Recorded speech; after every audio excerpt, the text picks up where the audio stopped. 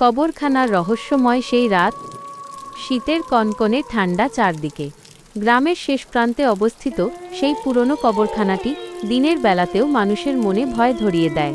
ঘন জঙ্গলে ঘেরা এই কবরখানার পাশ দিয়ে যাওয়ার সাহস খুব কম মানুষেরই হয়, কিন্তু আজ রাতের পরিবেশটা একেবারে অন্যরকম। আকাশটা মেঘে ঢাকা, আর মিটমিট করে জ্বলছে রাস্তার ধারের পুরনো ল্যাম্পপোস্টগুলো। গল্পের নায়ক রহমত মিয়া। রহমত খুবই সাহসী মানুষ হিসেবে গ্রামে পরিচিত। সে আজ রাতে তার কয়েকজন সঙ্গীকে নিয়ে একটি খাটিয়া কাঁধে করে কবরখানার দিকে এগিয়ে চলেছে। তাদের পরনে সাদা ও রঙিন কুর্তা, পায়জামা এবং মাথায় টুপি। চারদিকের নিস্তব্ধতা ভেঙে শুধু তাদের পায়ের শব্দ শোনা যাচ্ছে। কবরখানার প্রধান ফটকের সামনে আসতেই তারা থমকে দাঁড়াল। ফটকের উপরে বড় বড় অক্ষরে লেখা রয়েছে কবরস্থান। ঠিক সেই সময় ফটকের এক কোণে দেখা গেল এক অদ্ভুত বৃদ্ধকে। তার সাদা চুল, দাড়ি, গায়ে একটি পুরনো চাদর এবং হাতে একটি লণ্ঠন। বৃদ্ধটি যেন অনেক সময় ধরে তাদের জন্যই অপেক্ষা করছিল।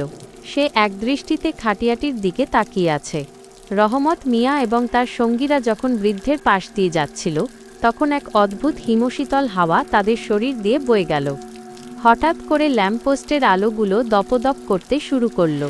কবরখানার ভেতরের বড় বড় গাছগুলো বাতাসের তোড়ে এমনভাবে দুলছে যেন কোনো অশরীরী আত্মা তাদের ভেতরে খেলা করছে।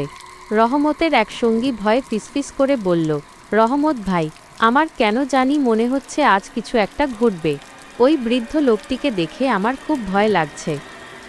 রহমত ধমক দিয়ে বলল, ভয় পাস না, কাজটা শেষ করে জলদি ফিরতে হবে।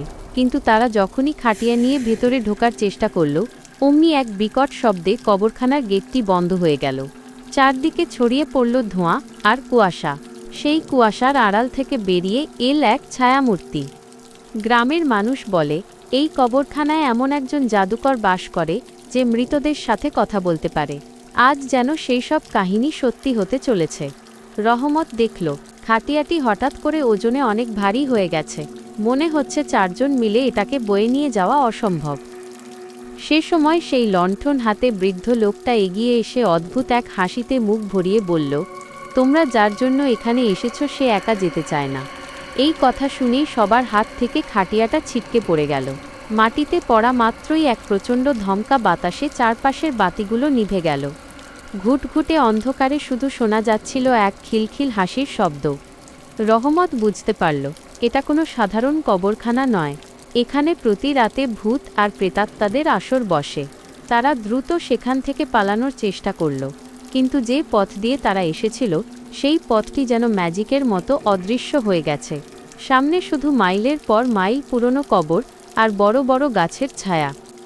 অবশেষে অনেক চেষ্টার পর ভোর হওয়ার ঠিক আগ মুহূর্তে তারা কোনোমতে প্রাণ নিয়ে গ্রামের সীমানায় পৌঁছাতে পারল। এরপর থেকে সেই গ্রামে আর কেউ কখনো অন্ধকার রাতে ওই কবরখানার ধারকাছেও ঘেঁষেনি। আজও লণ্ঠন হাতে সেই রহস্যময় বৃদ্ধকে নাকি মাঝে মধ্যেই গেটের সামনে দাঁড়িয়ে থাকতে দেখা যায়।